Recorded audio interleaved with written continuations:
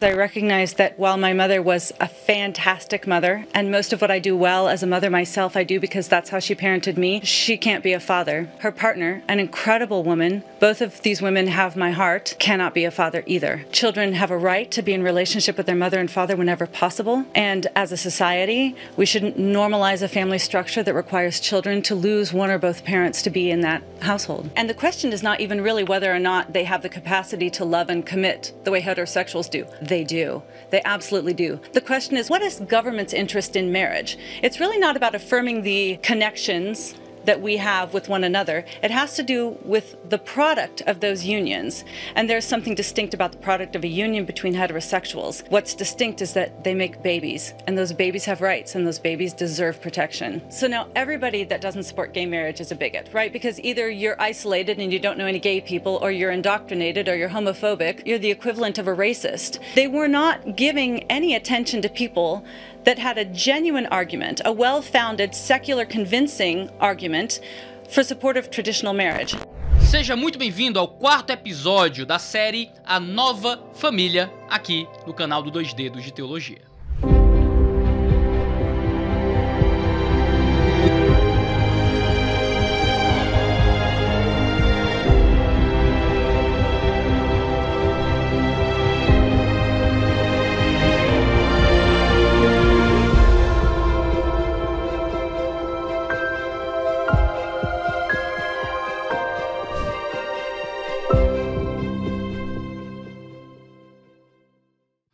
Quando a gente discute o significado de família, a gente não está preocupado com a esfera privada. Cada pessoa pode chamar de família aquilo que ela bem entender. Muitas vezes a gente usa o significado das palavras de acordo com os nossos interesses pessoais. Se você quiser chamar os seus amigos de família, se você quiser chamar o seu cachorro de filho, ou mesmo um guru de marketing de pai, isso é da sua esfera privada e acaba que não é da conta do debate acerca de casamento homossexual. A questão é como o governo civil tem definido família, como o Estado tem legislado e tomado decisões acerca de definições de família e casamento. No vídeo de hoje, a gente quer falar sobre o aspecto conjugal do casamento. A ideia da potencialidade reprodutiva ser o centro da união entre um homem e uma mulher e o único motivo pelo qual o governo está preocupado em legislar acerca dessa matéria. Um casamento homossexual entre dois homens ou duas mulheres seria algo de esfera unicamente privada, não possuindo potencialidade reprodutora e, por isso, não sendo do interesse do Estado legislar acerca disso. Se não existe a possibilidade de geração de novas vidas, não existe nem motivo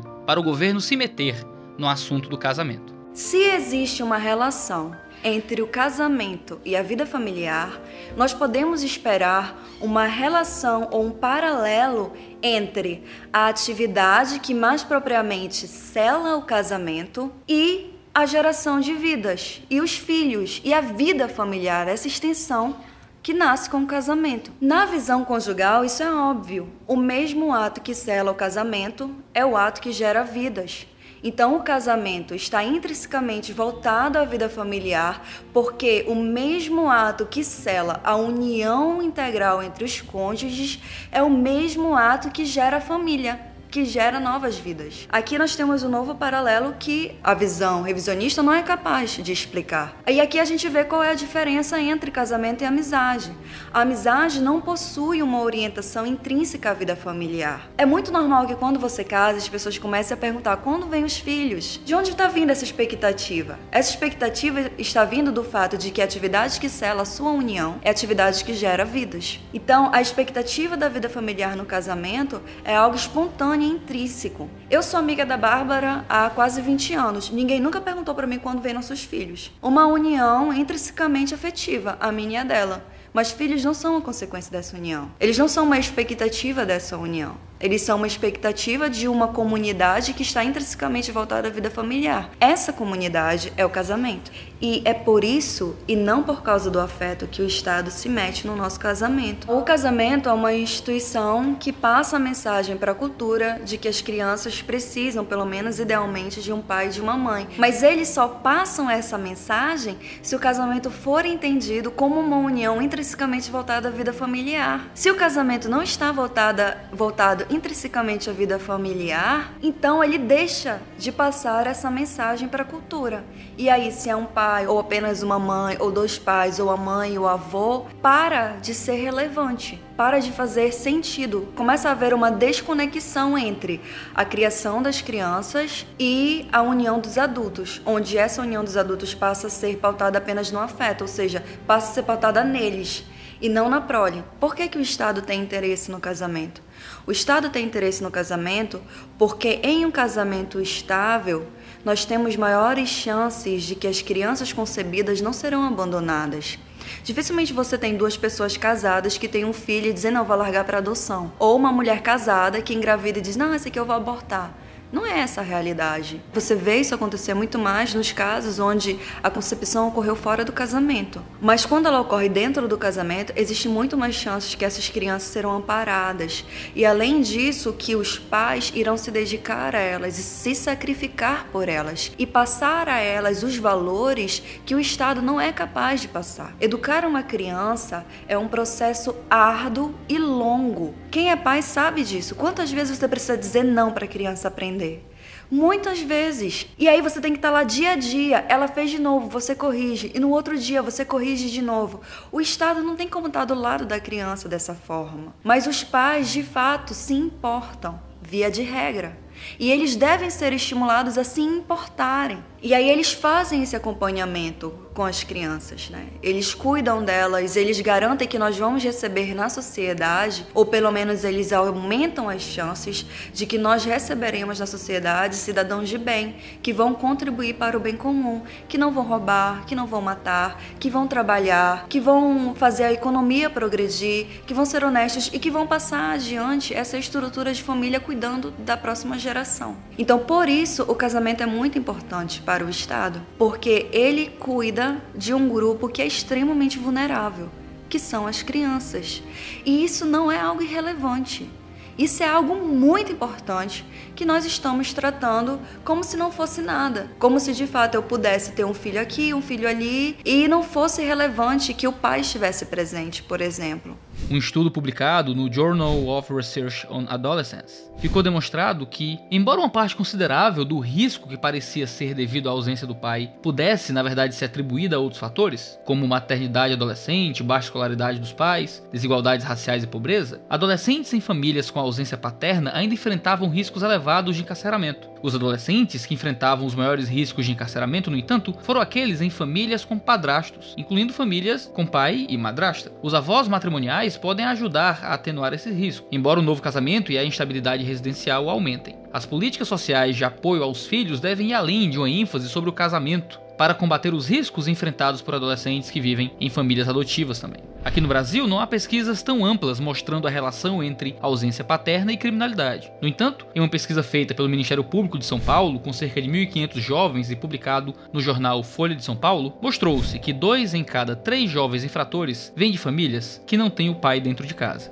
A questão que fica nisso tudo é: o problema é ser criado apenas pelo pai ou pela mãe, e por isso ter um único que cuide da criança é que gera desafios maiores para o desenvolvimento daquele indivíduo? Ou é a ausência de um papel específico na formação dos filhos? No primeiro caso, ter 2 pais e 2 mães compensaria todos os problemas relacionados à ausência de um pai ou uma mãe. No segundo caso, no entanto, ter 2 pais ou ter 2 mães geraria a mesma falta de ser criado por uma pessoa só. Então essa experiência da gente confiar nas instituições, confiar nas pessoas, você sair, esperar que vai pegar um ônibus, você sabe que existem bandidos, mas você não pensa que todo mundo é um bandido em potencial. Essa segurança geral é cultivada inicialmente no contexto familiar. E isso acontece quando existe uma afirmação da presença, uma afirmação da continuidade, uma afirmação do amor confiável. Ele chama isso de fé fundamental.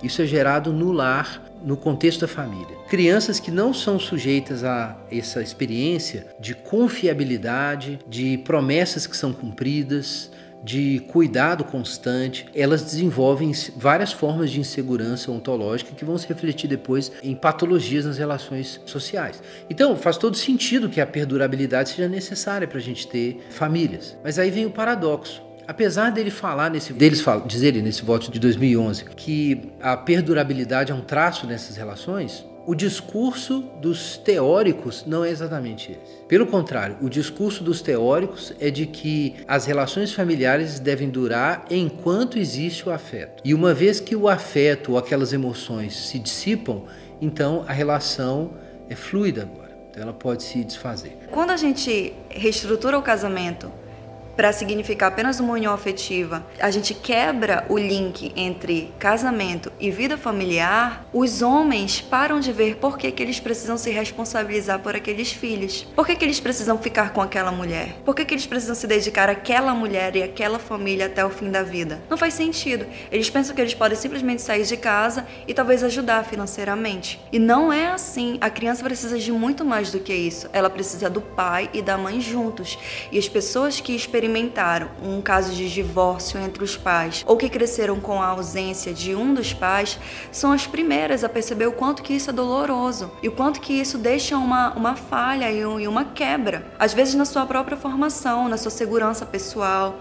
Enfim, existem várias consequências. Aí você tem um enfraquecimento das normas de monogamia, exclusividade e permanência. Só que todas essas normas são importantes para o bom desenvolvimento infantil. E aí, quando tudo isso acontece, você começa a tirar as razões que o Estado tinha para investir no casamento. Porque o casamento passa a ser irrelevante para o cuidado das crianças. E se ele é irrelevante para o cuidado das crianças, o Estado não tem mais por que se importar com ele. Isso é uma perda muito grande civilizacional, porque as nossas crianças são um grupo extremamente vulnerável e elas precisam desse amparo. Elas precisam que a gente lute pelo casamento. Elas precisam que a gente lute por esse significado do casamento. A união entre pessoas do mesmo sexo não cumpre esse papel, não perpetua a sociedade. Então, a união entre pessoas do mesmo sexo não poderia se colocar sob a expressão família, como está na Constituição, porque não tem o atributo que lá se dá à família, de ser a base da sociedade. Eu atuo com adolescentes em conflito com a lei, né, aqui em Porto Velho, e o que eu vejo na realidade? O indivíduo em desenvolvimento necessita de todo um cuidado, e é a partir da família, que é o seu primeiro reduto de autoridade, é a partir dali onde serão instaladas as crenças, os princípios, os valores, né, a moral. Então, querendo ou não, a família é o primeiro reduto de relacionamento que proporciona esse primeiro contato com o mundo. Hoje nós temos vários arranjos familiares. Temos as famílias heteroparentais, formados pelo pai e mãe, casal heterossexual, então a criança mora com os pais biológicos, e temos um aumento significativo das famílias monoparentais. Só com o pai ou só com a mãe, depois de um divórcio ou falecimento de um dos pais, e ambientes em que crianças ou adolescentes são criados pelos avós, pelos tios, pelo irmão mais velho, mediante uma série de fatores que levaram a essa situação. E nós temos as famílias homoparentais, né, que são as famílias formadas por casais do mesmo sexo, né, 2 homens e 2 mulheres. E a partir de estudos que tratam desse comparativo da criação entre famílias heteroparentais e monoparentais, o que a maioria dos estudos eles afirmam que não há nenhuma diferença no quesito à competência, à capacidade de criar, de amar uma criança, de fazê-la feliz, de dar o seu sustento, de proporcionar um ambiente de acolhimento. Outros estudos criticam essas metodologias. E ficam algumas perguntas, né? Qual o critério metodológico para a escolha dessa população? Inclusive, tem um método probabilístico chamado Snowball. O que é esse método? Então, a partir de uma amostra populacional, essa amostra convida outras pessoas para participar da pesquisa. É a analogia à bola de neve. A partir do momento que ela vai crescendo, ela vai aumentando. Então, essas metodologias começaram a serem questionadas, e também se não há uma motivação política, ideológica diante dessas publicações. Não é possível afirmar em evidências científicas claras hoje, nessa geração, em relação aos efeitos psicológicos. Em se tratando dessa comparação. Não é nessa geração que nós vamos ver um resultado, é para daqui a muito tempo. Então, todo paradigma novo que vem à tona para lançar uma proposta social nova, os resultados em relação aos efeitos não tem como dizer se vai ter um efeito nocivo ou um efeito positivo, então não dá para garantir para nenhum dos lados. O personagem principal que está aí, e que às vezes ela é esquecida, por incrível que pareça, é a criança. E aí cabe mais um questionamento. Há uma preocupação em relação a essa criança? Então, criança, ela não é pivô, ela não pode ser resultado de brigas entre pais, quando há uma alienação parental, ou quando a criança ela é usada para poder segurar o casamento, restaurar o casamento, e muito menos a criança ela tem que ser objeto ou pivô de lobby político ideológico. Então, nesse quesito, é necessário ter uma preocupação em relação a isso e entender também que não é saudável propor um paradigma desqualificando outros que já existem e que são base da civilização. Isso é a própria história que diz. Então, vejam bem, não está em jogo aqui a competência dessas pessoas em criar as crianças, não está em jogo aqui a competência, a capacidade de fazer um indivíduo feliz e proporcionar um ambiente acolhedor. Mas é necessário amadurecer esse debate para que realmente nós tenhamos um campo de diálogo que é tão defendido. Então, o que se mostra na realidade hoje é bem diferente.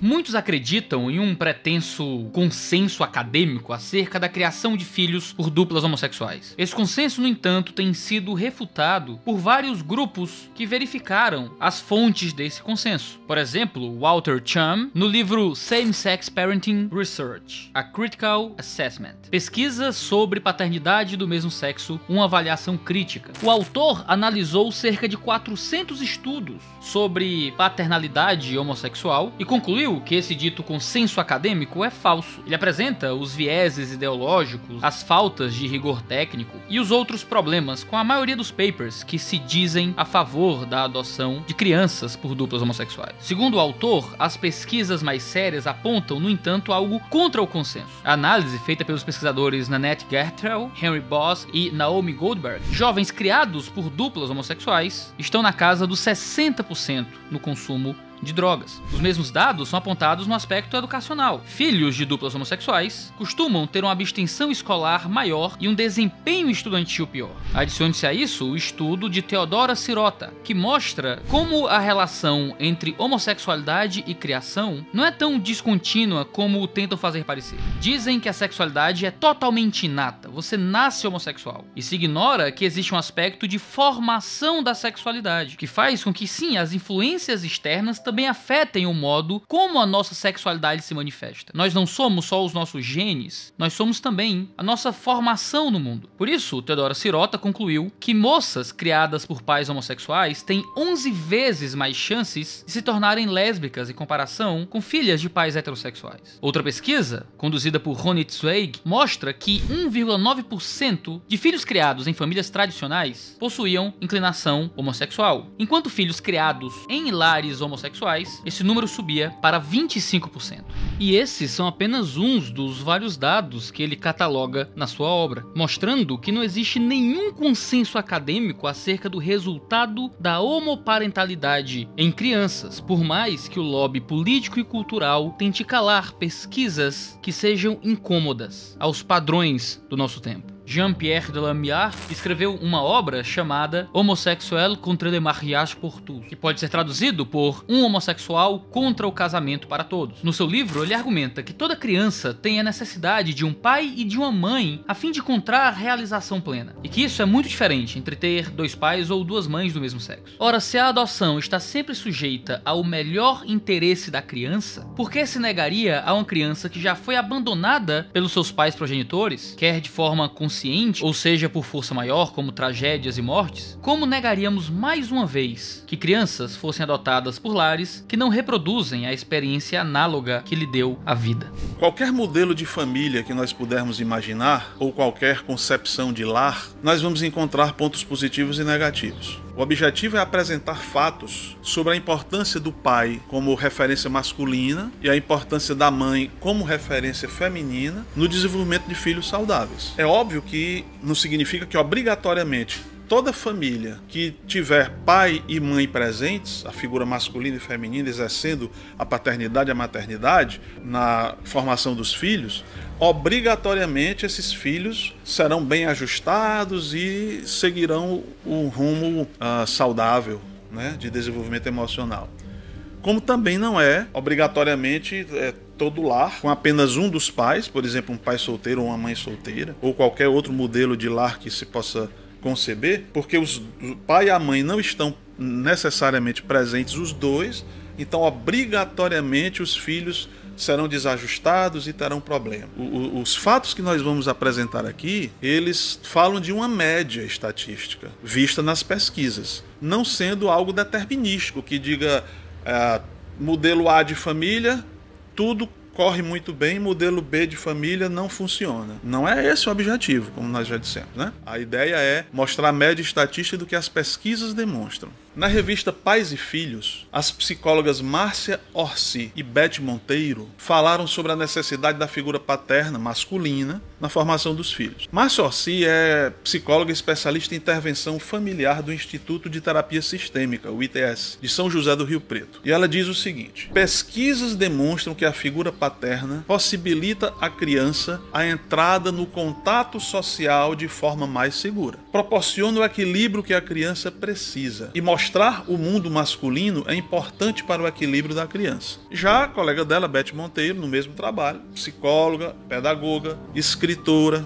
e embaixadora da revista Pais e Filhos, falou o seguinte: pai é o primeiro outro na vida da criança, a primeira pessoa que introduz uma relação além da materna. Imagine uma planta que se alimenta da seiva da árvore. Este é o símbolo simbiótico, o primeiro tipo de vínculo que a criança estabelece com a mãe. Já o pai vem para quebrar este vínculo. A criança espera coisas diferentes de pai e mãe. Geralmente o pai representa proteção e a mãe representa cuidado. Uma criança que tem um pai presente e participativo cresce se sentindo mais segura. E isso é importante para a construção da identidade. As duas psicólogas estão falando que o papel do pai como figura paterna masculina é muito, muito importante na formação, no desenvolvimento dos filhos. Não só pela presença em si, mas elas estão explicando. A relação da criança com a mãe já é natural, mas essa relação ela pode se tornar problemática se a figura paterna não existir ali presente, quebrando esse vínculo e levando a criança para outros patamares do desenvolvimento dela, que a relação com a mãe normalmente não leva, naturalmente não. O jornal Estadão publicou matéria da Júlia Manglano, uma pós-graduada em estimulação e educação infantil pela Escola Europeia de Educação na Espanha. Tem MBA no IESE, na Espanha também, e é orientadora familiar pelo curso IEE da Espanha, diretora da Escola Infantil AED e fundadora do Instituto Brasileiro da Família, filial de um órgão consultivo da ONU em assuntos de família. Em colaboração com as psicólogas Bárbara Subtil, de Paula Magalhães, Patrícia de la Sala, do Observatório da Vida, elas comentam que para um desenvolvimento emocional positivo e seguro dos filhos, que os auxilia a lidar bem com as diversas situações da vida, é importante crescer em um lar no qual pai e mãe estejam presentes. Na matéria delas, é dito que o papel da mãe já costuma ser percebido e valorizado pela sociedade, mesmo porque a mulher naturalmente se vincula com os filhos desde a gestação. Para o homem, este é um processo que precisa ser construído através de um desejo consciente dele de aproximação aos filhos desde pequenos. As psicólogas especialistas em família informam que diversos autores da psicologia afirmam que a ausência da figura masculina pode produzir conflitos no desenvolvimento psicológico e cognitivo da criança e acarretar distúrbios de comportamento. Isto porque é a partir da interação com o pai que a criança começa a descobrir a relação com o mundo e a desenvolver mais segurança para explorá-lo. Na mesma matéria, as especialistas dizem que cabe aos homens assumirem seu lugar na educação dos filhos. O modelo masculino é fundamental para o desenvolvimento saudável da identidade dos meninos e também das meninas. Mais tarde, os filhos adolescentes buscam na figura masculina um modelo para se identificar e, no caso das meninas, para sua autoestima e segurança. Inclusive, recomendo o livro Pais Fortes, Filhas Felizes. Essas especialistas recomendam. Olha só, o que é que acabou de dizer aqui nesse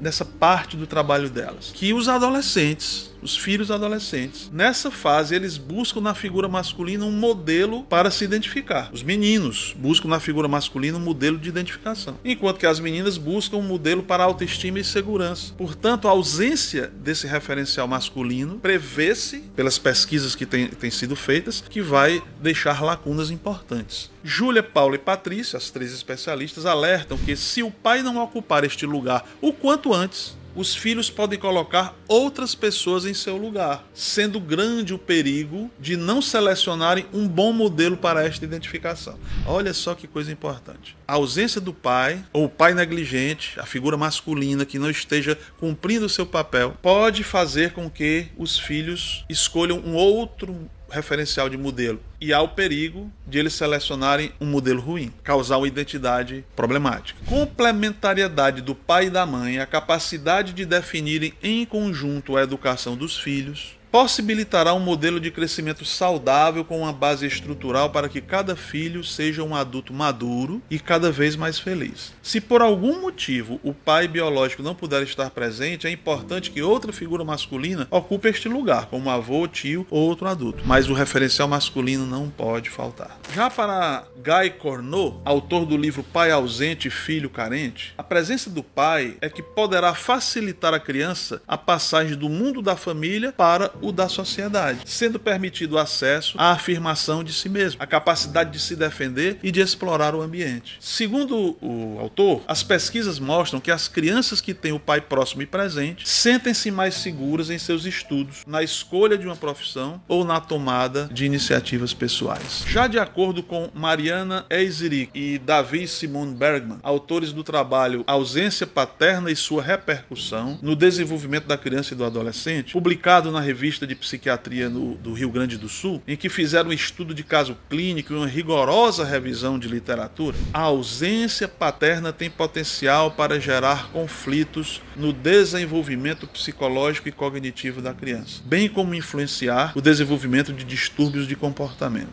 Mary Beth Sheen, nas suas pesquisas, conclui que em famílias sem a presença do pai ou nas quais os pais apresentavam pouca interação com seus filhos, as crianças mostraram menor desempenho em testes cognitivos.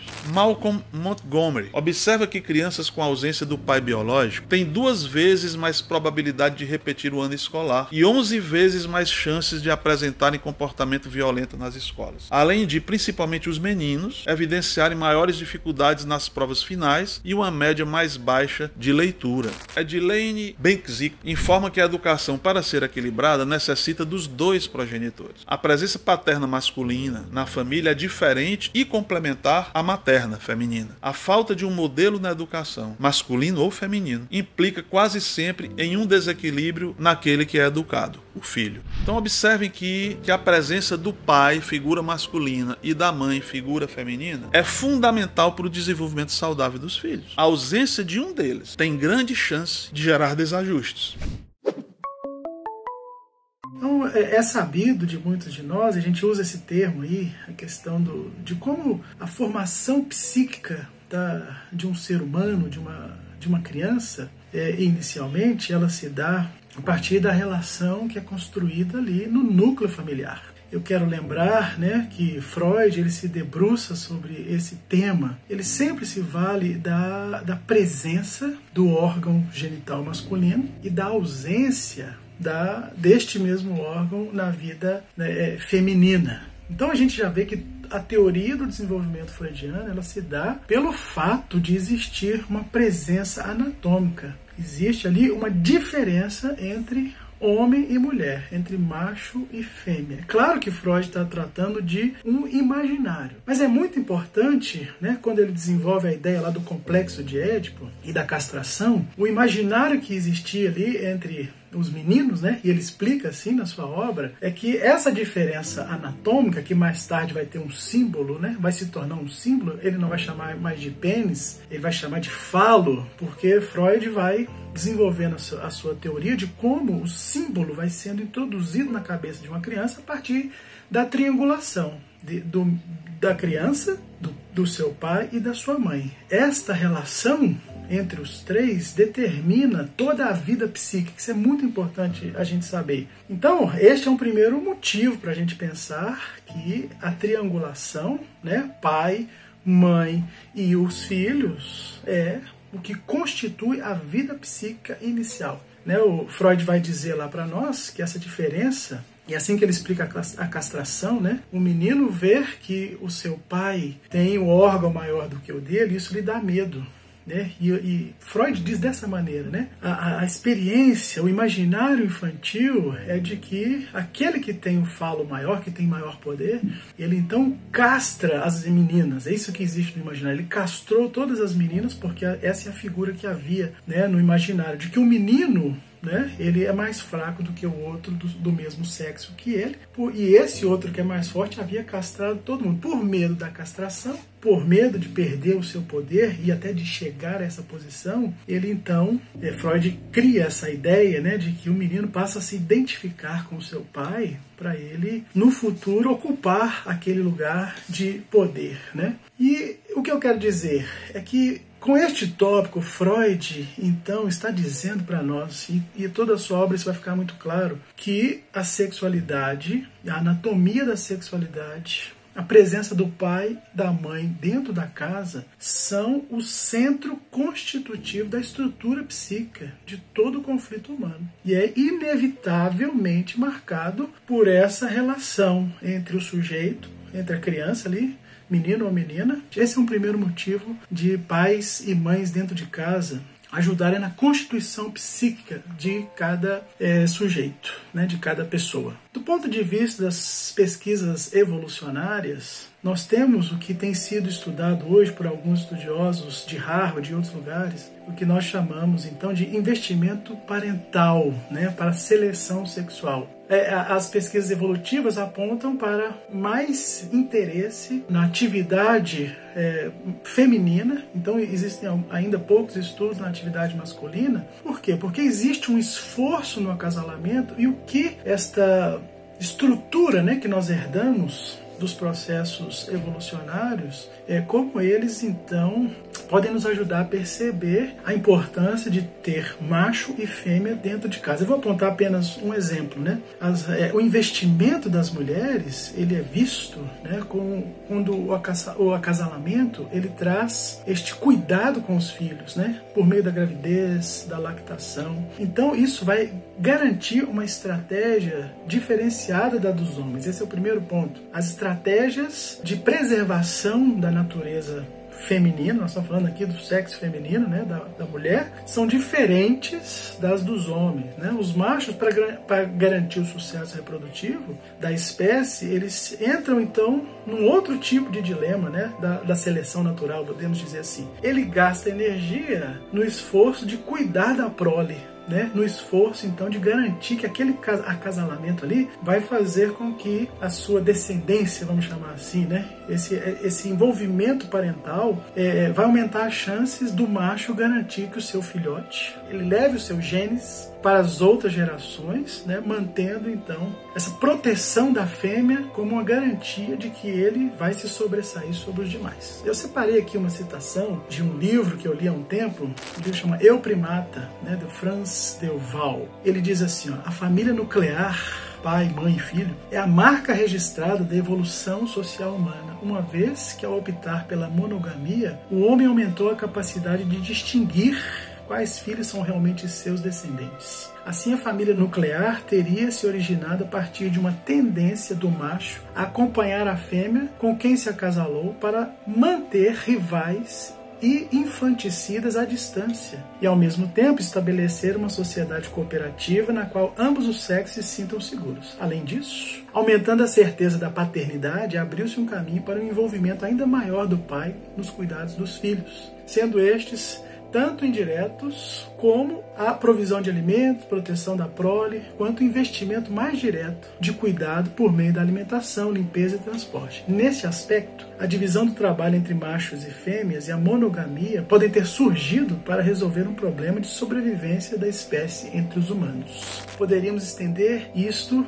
pensando na formação da estrutura psíquica de cada ser humano, poderíamos então trazer à tona aqui estudos que envolvem a psicologia da educação, por exemplo, de Jean Piaget. Ele aponta 3 processos para o desenvolvimento mental saudável de uma criança: a troca, a socialização entre os indivíduos, a interiorização das palavras, que é a construção desse sistema de simbólico, que o Freud vai trabalhar isso bastante, e a interiorização dessas ações, ou seja, que ele vai transformar essas imagens em algo que ele vai fazer na sua vida. Então, o que nós poderíamos trabalhar aqui nesse sentido é que o melhor ambiente formativo da psique humana envolve a máxima diversidade, ou seja, homem e mulher, cada um operando na estrutura tanto criacional, tanto evolutiva, quanto dos símbolos que aquele grupo vai construir. E a gente pode ver isso aí em outros estudos, Vygotsky, Piaget, principalmente na área de desenvolvimento infantil,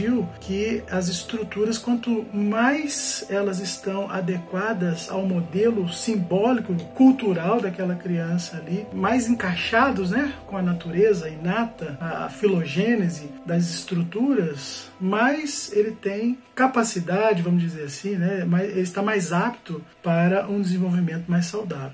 Aí alguém diz, mas tem pessoas que se casam e não têm filhos, ou involuntariamente por causa de alguma enfermidade, ou voluntariamente porque não desejam tê-lo. Aí nós diríamos o seguinte: a união entre homem e mulher é essencialmente fecunda. No caso daqueles que não podem ter filhos, acidentalmente infecunda. Mas nós definimos uma coisa pela essência, pela substância, e não pelo acidente.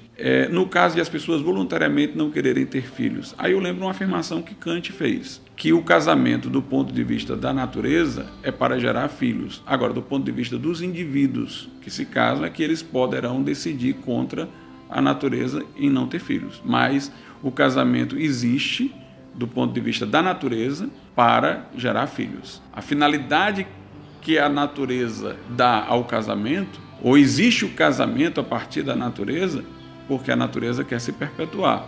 Aí é uma questão de que individualmente aquelas pessoas não o quiseram. A gente tem que distinguir na finalidade do casamento a finalidade daquelas pessoas específicas, que poderá estar subtraindo a vinda de filhos, e a finalidade da natureza de se perpetuar, que leva à formação da instituição do casamento.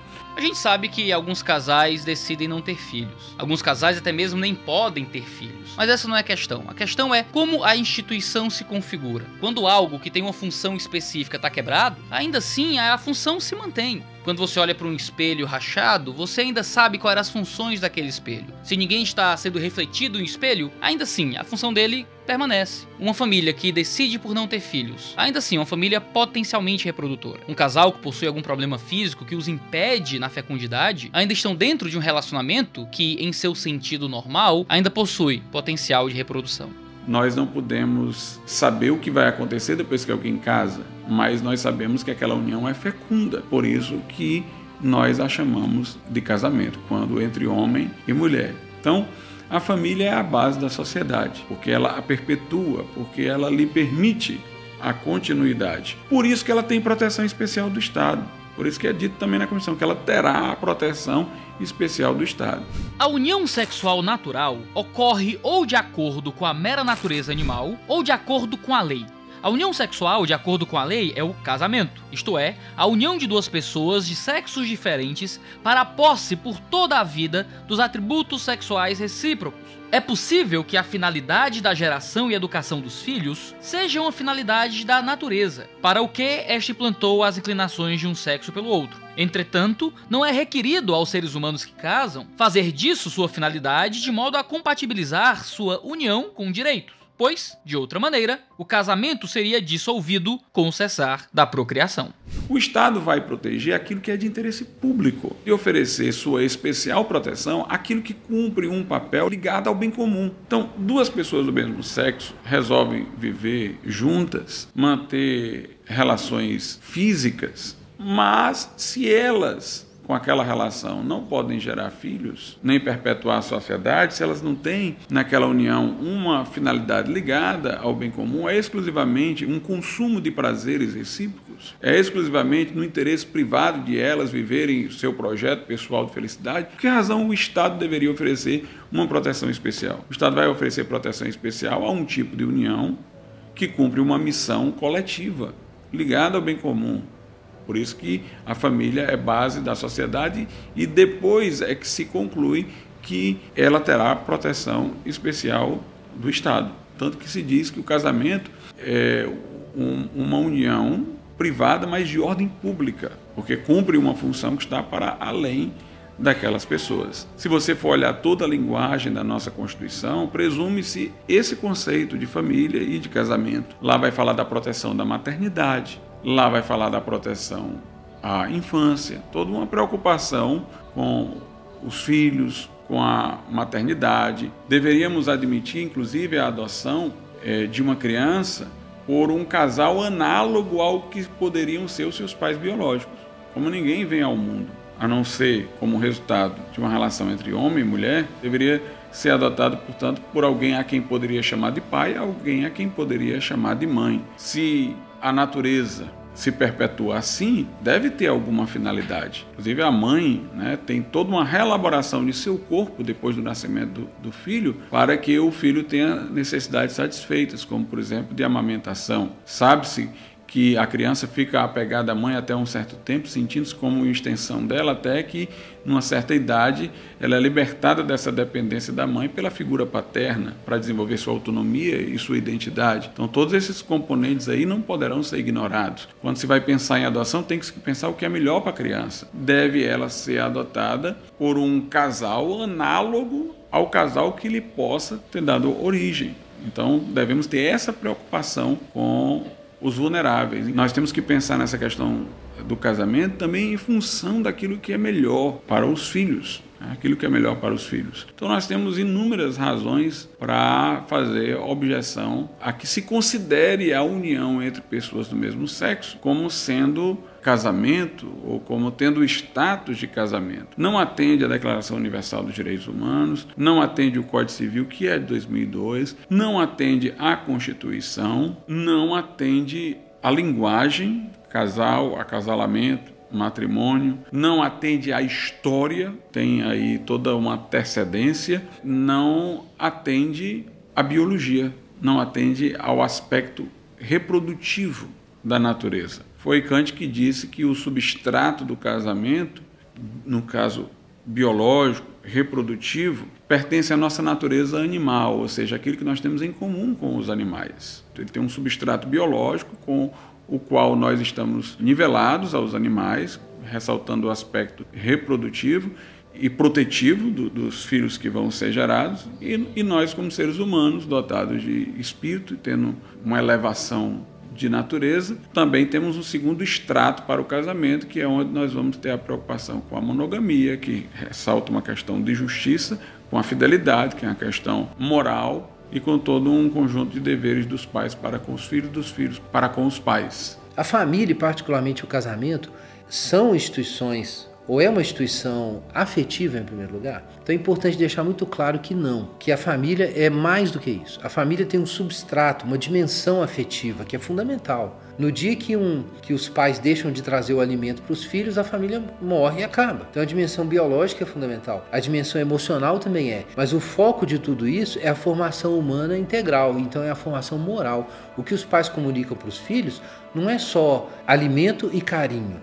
Eles comunicam para os filhos um conceito de vida. Eles comunicam para os filhos um ideal moral, uma visão sobre o que é a vida feliz, sobre quais são as coisas que valem a pena na existência. A família pode ser religiosa ou pode ser humanista, secular, ateísta, não importa. Ela, de repente, não acredita na divindade, mas acredita na justiça. Então, os pais vão comunicar esse ideal para os filhos. Então considera, por exemplo, a educação das crianças. Não, mais do que isso, a formação psicológica das crianças. É necessário um outro tipo de capital diferente do capital emocional, o capital moral. O capital moral se mostra em promessas realmente confiáveis. ou seja, na confiabilidade. Se você cria uma relação ou você legisla sobre um tipo de família, um tipo de relação que não apresenta o caráter da confiabilidade, ou esse traço da confiabilidade, porque são relações fluidas, condicionadas ao bem-estar emocional, você não está falando sobre uma relação que envolve capital moral. E uma relação sem capital moral não é adequada para a formação de crianças, para a educação de crianças. Existe algo realmente problemático aí.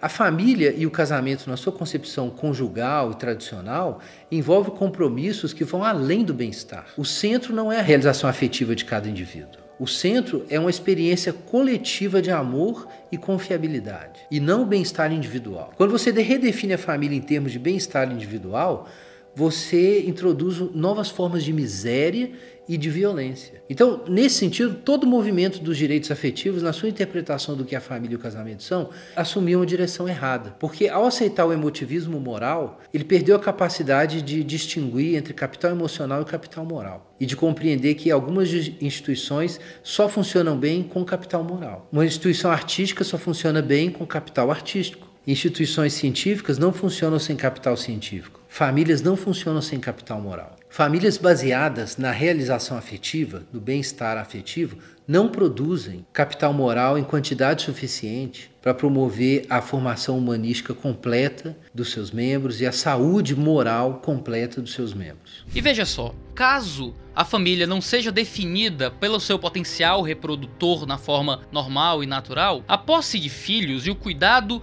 dos filhos por parte dos pais deixa de ser um fenômeno natural. No período romano, ter um filho não era algo biológico, era algo jurídico. Você não tinha um filho, você pegava um filho. Quando seus filhos nasciam, você tinha o direito de lançá-los do alto de pontes, deixá-los em monturos de lixo flamejante, uma vez que você teve esses filhos no sentido biológico, mas não os teve em um sentido legal. Ora, se a família deixa de ser algo definido de forma biológica, através dessa complementaridade entre homem e mulher e a potencialidade de fecundidade que sai dali, o cuidado e a responsabilidade dos pais sobre os filhos deixa de ser um fenômeno natural, que o governo apenas percebe e toma decisões acima de um fato na realidade, para passar a ser mera imposição legal. O direito e a responsabilidade de pais sobre filhos não provém diretamente do fato deles serem prole biológica, mas vem de uma permissão, de uma concessão do Estado. Já que você chama de família, se trata como casamento, 2 homens e 2 mulheres que não podem reproduzir, e os filhos que eles possuem tomados de outros relacionamentos heterossexuais passam a ser considerados tão filhos como qualquer outro, a família biológica deixa de existir como tal, e tudo aquilo que concerne aos pais acerca dos filhos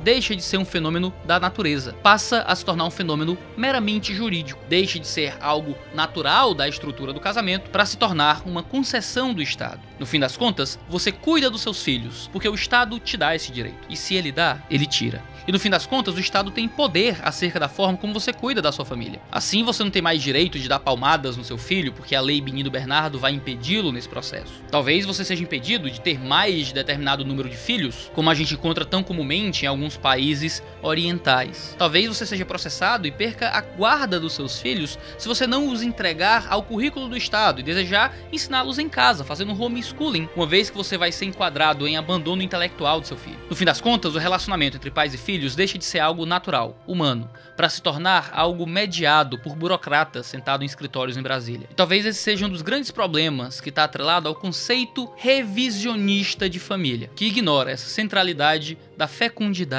dentro do relacionamento do casamento. Mas esse é o tema do nosso próximo vídeo, terça-feira, 10 horas da manhã, aqui no canal do 2 Dedos de Teologia, na nossa série A Nova Família. Eu te encontro lá.